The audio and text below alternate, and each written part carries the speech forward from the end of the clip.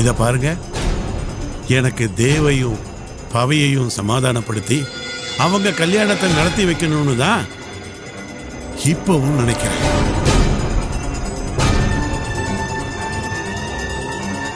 ஆனா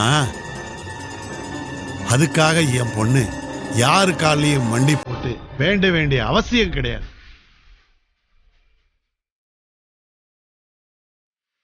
அப்படி விழற அளவுக்கு என் பொண்ணு மேல எந்த தப்பும் கிடையாது. மண்டி போட்டு விழலனா உங்க பொண்ண வேத்து பாருன்னு கனவுல கூட காணாதீங்க. கனவுல நான் காணலாமா? என் பொண்ணை புரிஞ்சுக்கிட்டு தான் தப்ப உணர்ந்து அவர் பவியை ஏத்துக்கணும்னு நினைக்கிறேன். அங்க நடக்கிற எல்லாத்துக்கும் பின்னாடி அந்த சதிகாரி மாதவி இருக்கா. அவளோட சுயரூபம் என்னன்னு தெரிய வரும்போதே தேவுக்கு அவரோட தப்பு புரியும், என் பொண்ணோட அருமையும் புரியும். இப்ப கூட இவனை வேலையை விட்டு அனுப்புனது அது அந்த மாதவி தான், தேவு கிடையாது. தேவ சொல்லாம மாதவியால இவ்வளவு பெரிய முடிவு எடுக்க முடியுமா? தேவ தான் சொல்லியிருப்பாரு பவித்ரா குடும்பமே இந்த சைடு வரக்கூடாதுன்னு. நீங்க என்னவோ பவித்ராவை அவர் கூட சேர்த்து வைப்பேன்னு சொல்லிட்டு இருக்கீங்க. இதெல்லாம் நடக்குமா? ஆமாம்மா, என் பொண்ண தேவு கூட சேர்த்து வைக்கதான் போறேன். என் நம்பிக்கை வீண் போகாது.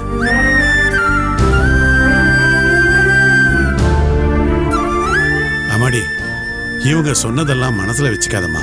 நீ போய் வேலையை பார், எல்லாம் நல்லதாவே நடக்கும். போ. ஏண்டா தலையை தொங்க போட்டு நிக்கிற? இங்க வா. இப்பவும் பொண்டாட்டி பக்கத்துல தானா? வா. இப்படி தங்கச்சி தான் சம்பாதிச்சு இந்த குடும்பத்தை நடத்தணும்னு நினைக்காம சுயமா ஒரு வேலையை பார்த்துக்க. சரியா? கருமம். போ.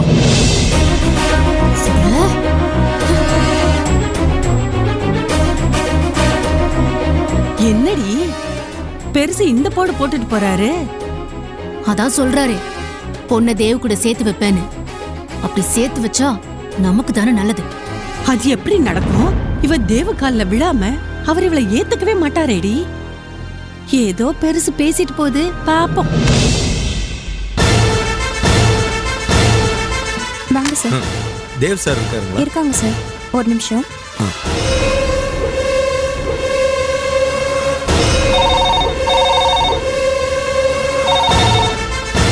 ஹலோ மேடம், சாரை பார்க்க பாண்டியன் சார் வந்திருக்காரு. ஒரு நிமிஷம். உங்களை பார்க்க இன்ஸ்பெக்டர் பாண்டியன் வந்திருக்காரா? பாண்டியன் வந்திருக்காரா? என்னவா இருக்கும்? அவர் எதுக்கு என்ன பார்க்க வந்திருக்காரு? பாண்டியனோட கைடன்ஸ்ல தானே பவித்ரா இந்த ஆட்டம் போடுறா. அவகிட்ட தன்னை நல்லவனை காட்டிக்க இவர் உங்ககிட்ட சமாதானம் பேச வந்திருப்பாருன்னு நினைக்கிறேன். அவரை நம்பாதீங்க மாமா.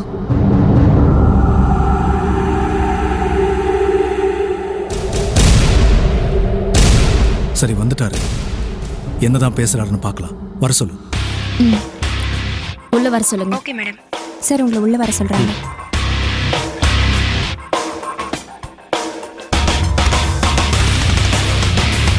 Excuse me.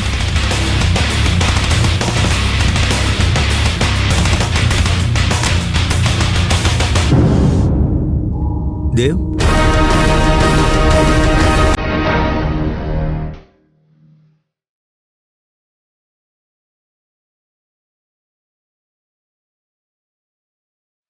சொல்லுங்க மிஸ்டர் பாண்டியன்,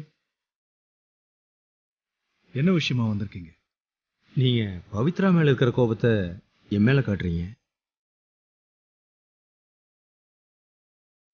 உட்காருங்கன்னு சொல்லக்கூட உங்களுக்கு தோணலை இல்லை?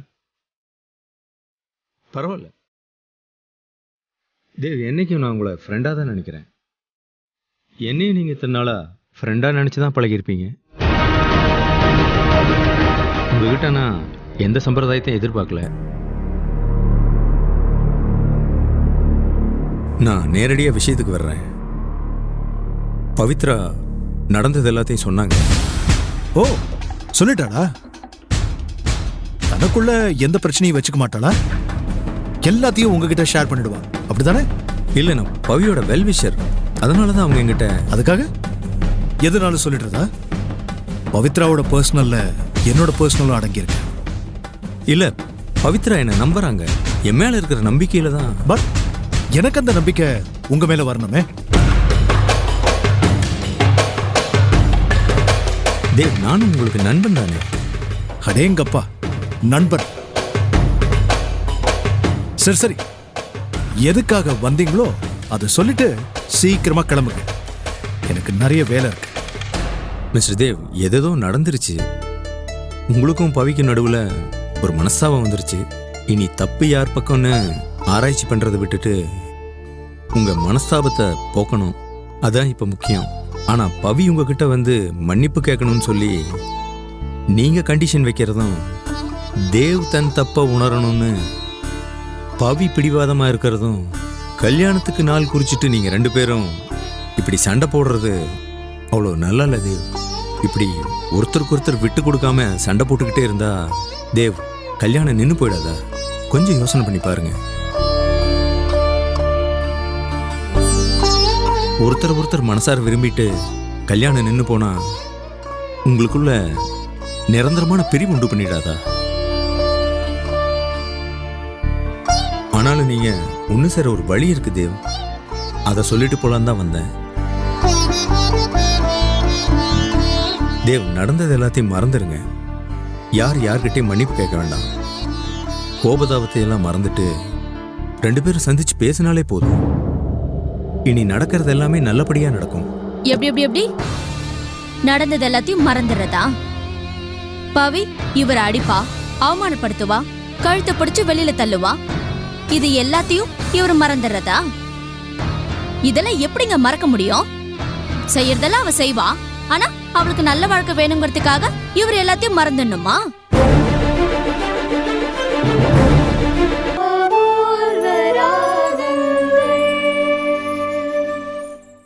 செய்யறதெல்லாம் அவ செய்வா, ஆனா அவளுக்கு நல்ல வாழ்க்கை வேணுங்கிறதுக்காக இவர் எல்லாத்தையும் மறந்துடணுமா?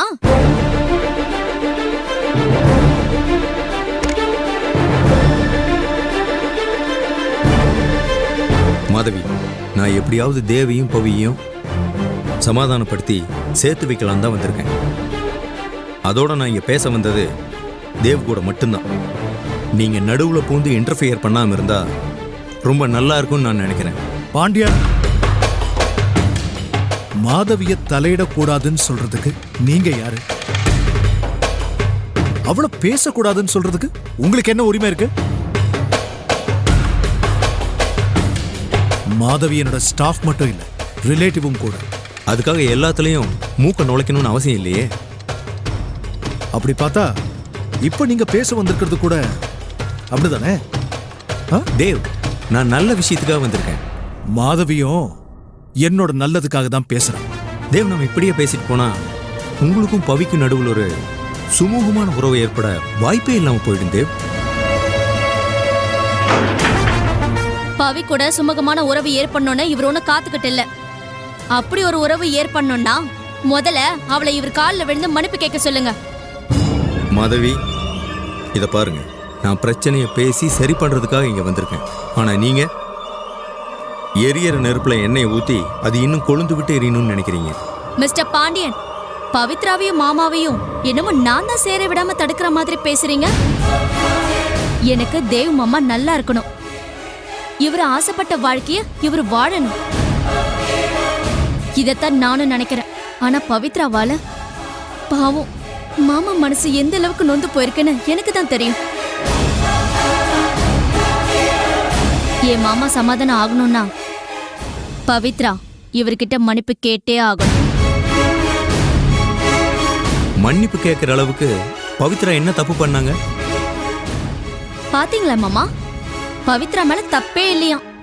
அப்போ தப்பெல்லாம் உங்க மேலதானா?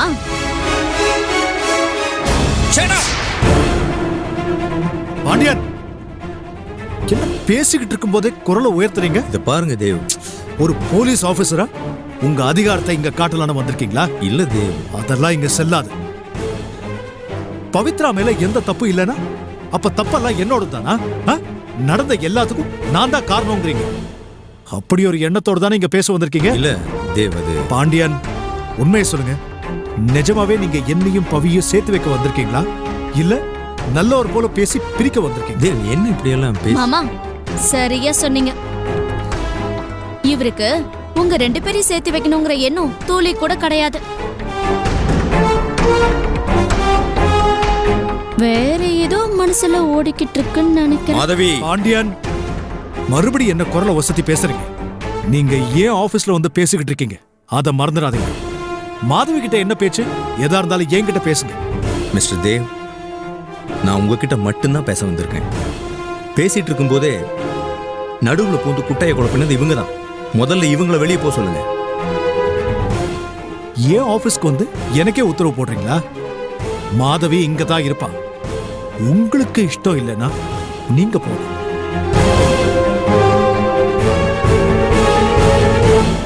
தேவ், நீங்க என்ன புரிஞ்சுக்கவே மாட்டேங்கிறீங்க. மாதவி சொல்றத காதுல வாங்காதீங்க. நீங்களா சொந்தமா பேசுங்க தேவ். அப்படின்னா எனக்கு சொந்தமா பேச தெரியாதுன்னு சொல்றீங்களா? ஐயோ, நான் அப்படி சொல்லல தேவ். தயவு செஞ்சு மாதவி பேச்ச கேட்காதீங்கன்னு தான் நான் சொல்றேன். ஏய், அத சொல்ல நீ யாரியா? ஏன் இடத்துக்கே வந்து எனக்கே ஆர்டர் போடுறியா? தேவ். ஏய், முதல்ல வெளியே போடா. போடா. தேவ், கொஞ்சம் மரியாதையா பேசுங்க. ஏய், உனக்கு என்ன மரியாதை?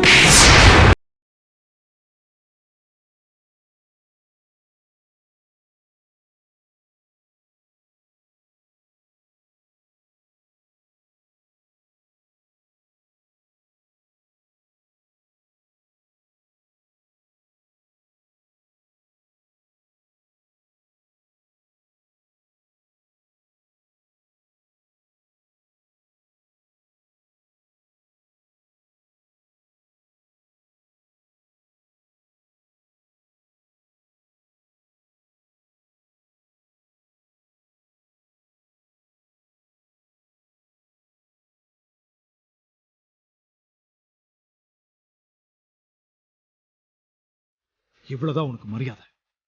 போவடி. தேவ், உனக்கு என்ன பைத்தியம் பிடிச்சு போச்சா? யார் மேல கை வச்சிருக்கேன்னு தெரியுதா? தெரியும். போலீஸ்னா என்ன கொம்பு முளைச்சிருக்கா? இவர் என்ன வேணாலும் பேசுவாரு, அதை நான் கேட்டுக்கிட்டு இருக்கணுமா? எனக்கு யாரை பார்த்தும் பயம் கிடையாது. முதல்ல இந்த ஆளு வெளியே போக சொல்லு. தேவ், நான் யூனிஃபார்ம் போட்டு வரலனாலும் போலீஸ்காரன் தான். என் மேல கைய வச்சதுக்கு பதிலடி கொடுக்க என்னாலே முடியும். ஒரு போலீஸ்காரனா உங்க மேல நான் ஆக்ஷன் எடுக்க முடியும். ஆனா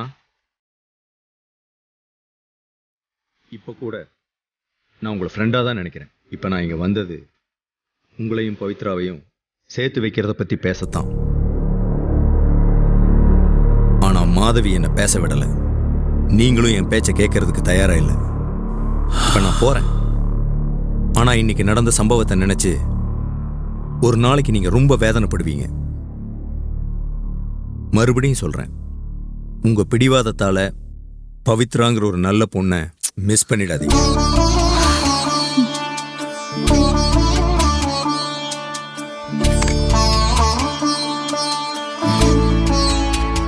தேவ், நான் சொல்றேன். நீ எதுவும் சொல்ல தேவையில்லை. வெளியே போ.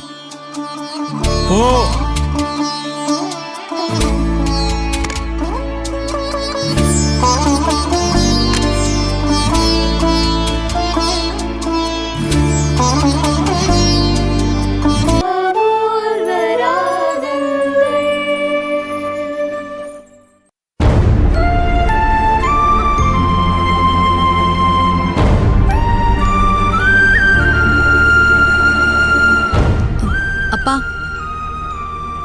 என்னம்மா, வா போலாம். நீங்க போய் சாமி கும்பிட்டுட்டு வாங்க, நான் இங்க வெயிட் பண்ணிட்டு இருக்கேன். ஏன், என்னாச்சு? இல்லப்பா, எனக்கு வர இஷ்டம் இல்லை. நீங்க போயிட்டு வாங்க. ஏமா, நடந்ததெல்லாம் நினைச்சு சாமி மேலேயே கோவமா? அப்படியெல்லாம் ஒன்றும் இல்லப்பா, நீங்க போய் கும்பிட்டுட்டு வாங்க, நான் இங்க வெயிட் பண்ணிட்டு இருக்கேன்.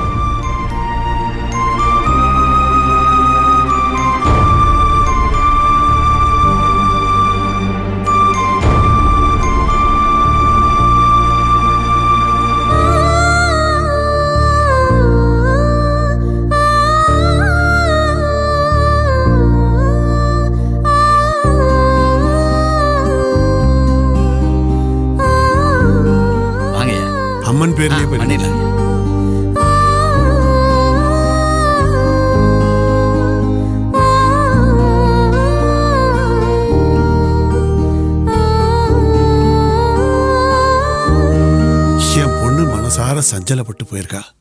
பாவம், கல்யாணம் நடக்க போதுங்கிற கனவோட இருந்திருப்பா. பாண்டிச்சேரிக்கு போகவே மாட்டேன்னு சொன்னா. நான் உன்னை வேண்டிக்கிட்டு தான் அவளை அனுப்பிச்சு வச்சேன். ஆனா இன்னைக்கு அவ பயந்த மாதிரியே நடந்துருச்சு.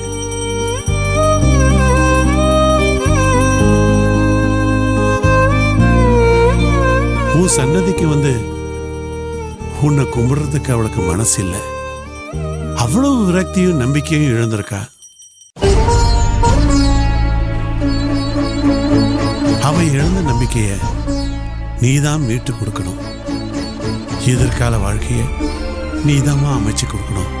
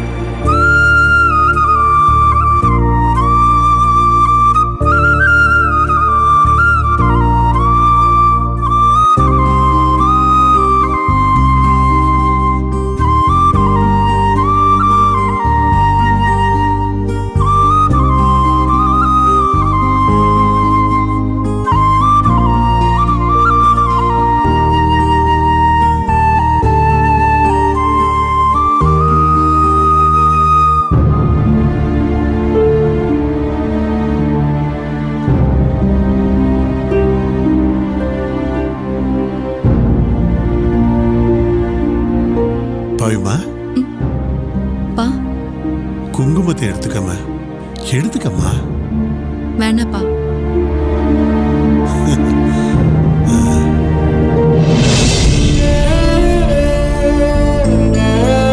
அம்மாடி, கோயிலுக்கு போலான்னு உன்னை கூட்டிக்கிட்டு வந்ததே ஒரு முக்கியமான விஷயத்தை பத்தி பேசுறதுக்கு தாம்மா. ஏன்பா? ஏதாவது விஷயமா இருந்தா வீட்லயே பேசிருக்கலாம்ல. எதுக்கு இங்க?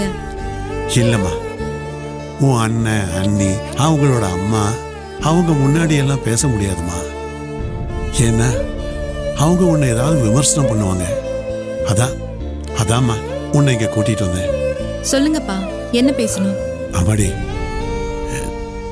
நான் சொல்ல போற விஷயத்தை கேட்டு நீ கோவப்படக்கூடாது, பதட்டப்படக்கூடாது. முக்கியமா அப்பாவை நீ தப்பா நினைக்க கூடாது.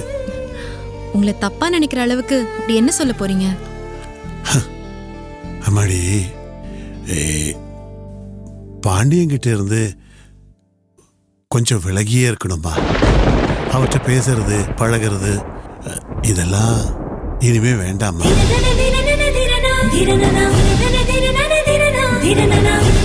அப்பா, திடீர்னு பாண்டியன் கிட்ட பழகாத பேசாதன்னு சொல்றதுக்கு என்னப்பா காரணம்? நீங்க ஏன் இப்படி சொல்றீங்க? அதுவும் நீங்க இப்படி சொல்றது எனக்கு ஆச்சரியமா இருக்குப்பா. நீங்க இப்படி சொன்னதுக்கு கண்டிப்பா ஏதாச்சும் காரணம் இருக்கும். என்னன்னு சொல்லுங்க.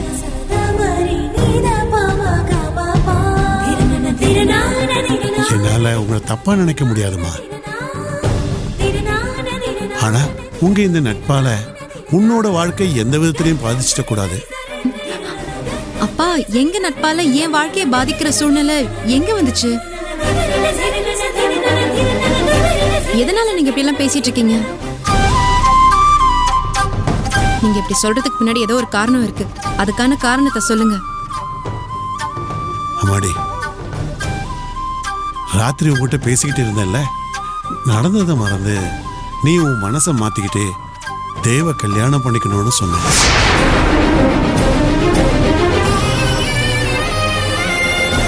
நீ பிடிவாதமா அதுக்கு வாய்ப்பே இல்லைன்னு சொன்ன.